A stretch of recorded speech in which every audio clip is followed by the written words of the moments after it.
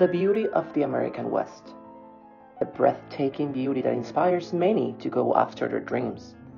A land of astonishing landscapes that seem to have no end, where it is impossible for the human eye to see all the shades and dimensions that melt into the horizon. A fertile land that, despite the passage of man and time, evokes pastoral feelings, where we can be in communion with nature, where we become part of the endless scene, where we can at least for once feel eternal. As we can see in the 1867 painting Lake in the Sierra Nevada, warm landscapes with melancholic tones are just a couple of characteristics found in paintings of Albert Bierstadt, an artist who captivates an audience that is in the center of the Civil War and desperately needs to believe in the beauty of America. Bierstadt's work become a reminder of all that is possible and the greatness of the Western lands. His use of color, light elements, light and shadows give a sense of depth and proportion to his landscapes. As Kirsten Jensen emphasizes, quote, Bierstadt used contrasting light and shade to distinguish the separate spaces of the image, the darkness of the foreground space, with sharply articulated clumps and widths of tree stumps that thrust themselves into the viewer's space. End quote. Although Bierstadt was born in Germany, his family moved to the United States. His fascination with the landscapes found in these lands became his most significant inspiration. After sketching as a self-taught artist, he started to promote his work and became a self-proclaimed artist. Bierstadt knew that he was devoted to painting. Such was his passion that, as mentioned by Hoa, quote, he was advertising himself as an instructor in monochromatic painting in New Bedford in 1850.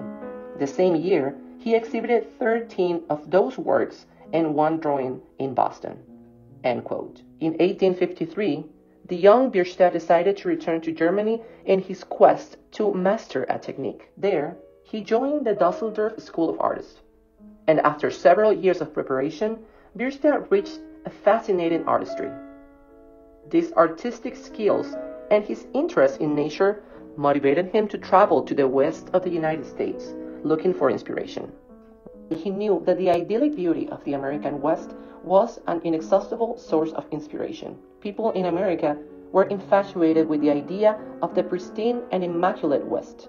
Maria Wimmer, professor of art history in Casper College, states, quote, he journeyed through Nebraska Territory in what's now Wyoming, where he completed his first landscapes of the American West. End quote.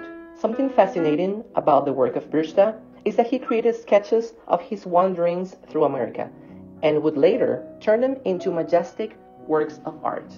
But Bierstadt was not only an artist. He knew how to promote his work and make it accessible to as many people as possible. Those who could not afford the large 4x10-foot paintings had the option of purchasing smaller scale and lower cost replicas. This increased his popularity, and he soon became not only prestigious, but also very well paid. As mentioned by Achille, quote, from 1860 to 1875, Bierstadt was at the top of his career, with some of his paintings commanding as much as $20,000. End quote. In the 1864 Valley of the Yosemite, the beauty and magnificence of this piece almost makes us part of it by just looking at it. The presence of animals in it definitely gives us the idea of the size of the rest of the elements. And this is exactly something that Bierstadt did very well. Without the presence of these animals, we could not imagine the scale of the other elements around.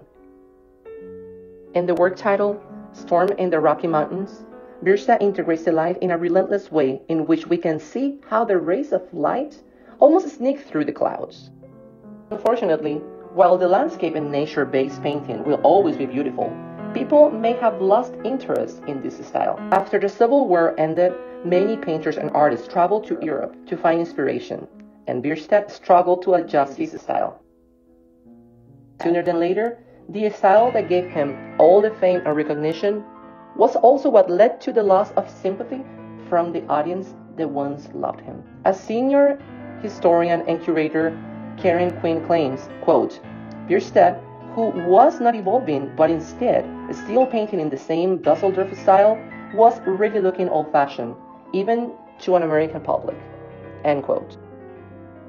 By 1895, the fame and glory that Bierstadt once had faded away. By the time of his death, he was pretty much forgotten, and his paintings were part of a style that was no longer of interest to the public at the time.